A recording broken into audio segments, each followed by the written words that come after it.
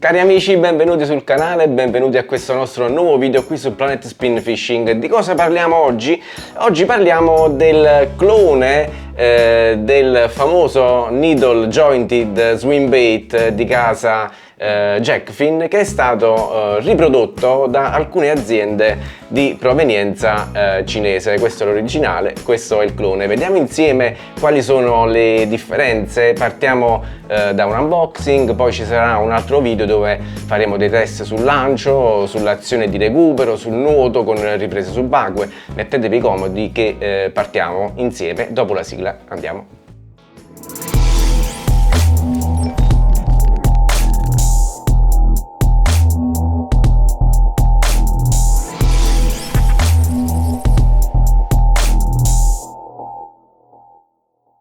Come dicevo nella parte introduttiva di questo video, quasi a tempo record dal momento in cui è stato prodotto quello che è la versione originale del Needle Jointed di casa Jackfin, lo stylo Jointed, quasi a tempo record è stato riprodotto, clonato da aziende cinesi, da cui cito Antaus, che lo ha commercializzato ad un prezzo molto concorrenziale. Insieme facciamo una sorta di unboxing per quanto riguarda anche diciamo le esche che ho comprato sullo shop cinese, poi vediamo quali sono le caratteristiche sia per quanto riguarda la scheda tecnica, ma anche quelle che sono le caratteristiche sostanziali nel paragonarli direttamente prima della fase di pesca. Nel prossimo video inoltre ci sarà una prova che faremo direttamente su uno spot di pesca con delle riprese subacquee per vedere poi effettivamente le differenze, se ci sono, in fase di nuoto. Partiamo con l'unboxing.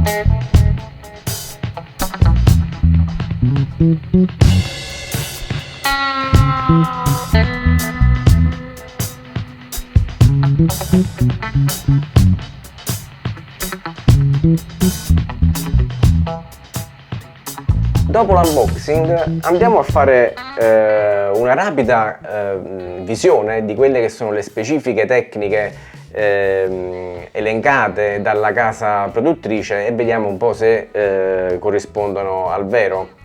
Diciamo che a prima vista l'unica grande differenza che notiamo tra il modello originale e il clone è soltanto la forma dell'occhio. Infatti nel modello originale vediamo che ha una forma più arrotondata, il modello originale è questo superiore, mentre nel clone che vedete sotto l'occhio assume, diciamo, uno sguardo un po' più arrabbiato, incazzato diremmo noi, e quindi ecco ha un taglio differente, ma per il resto non penso che influisca più di tanto su quelle che sono la silhouette e sulle dimensioni un po' dell'esca artificiale, soprattutto nella fase di nuoto. Non ci sono altre differenze per quanto riguarda le forme e la lunghezza delle sezioni, il taglio che c'è tra una sezione e l'altra, e soprattutto una delle caratteristiche principali che è rimasta praticamente intatta è quella della forma, della dimensione, dell'inclinazione di quello che è un po' il trend principale di questa esca artificiale, ovvero la paletta di coda.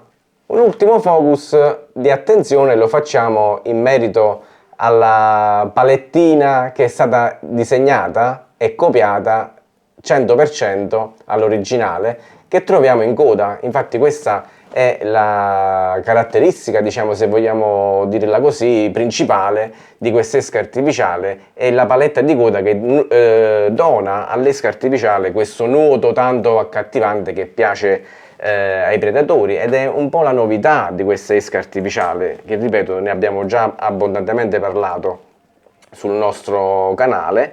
Mentre ecco, anche per quanto riguarda i dettagli di questi gancetti che fermano le ancorette, i dettagli che ci sono anche per quanto riguarda la colorazione, la verniciatura e la sua tenuta soprattutto, diciamo che non ci sono grosse differenze tra il modello originale e il clone.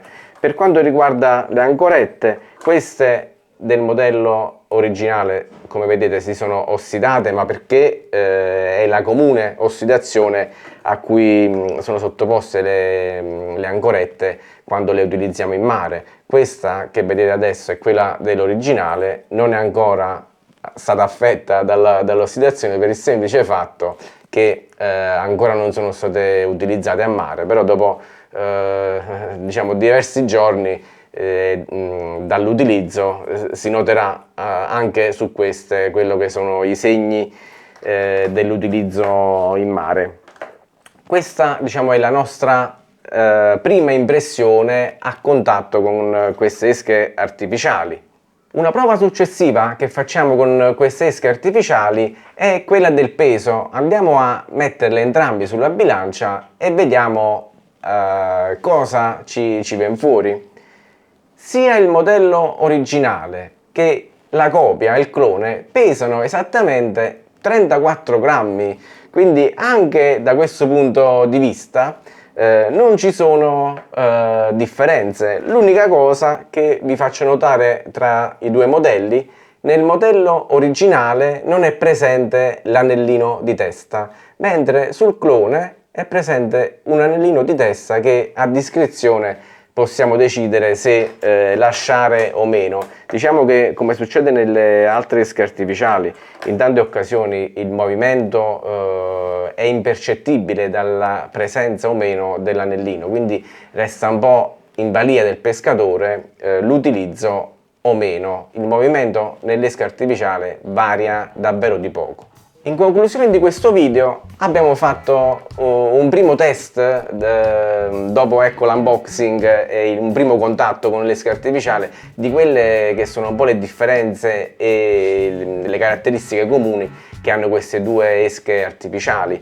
Tuttavia, una delle cose più importanti, che è poi anche una delle cose che l'utente finale si chiede maggiormente, oltre al nuoto, oltre alla distanza di lancio raggiunta, che vedremo insieme nel prossimo video, la differenza sostanziale tra i due modelli è sicuramente il costo, perché sappiamo bene che l'esca originale, e la possiamo trovare su tanti shop online in Italia, raggiunge il costo di 35 euro, a cui solitamente vanno aggiunte anche le spese di spedizione. Invece il modello clone, se così lo possiamo chiamare, di casa Antaus, il modello di concorrenza cinese, viene venduto a circa 10 euro e in tanti casi la spedizione è gratuita, basta unicamente aspettare una decina di giorni e ci arriva direttamente a casa senza costi aggiuntivi né dazi doganali. Per cui ecco, il punto principale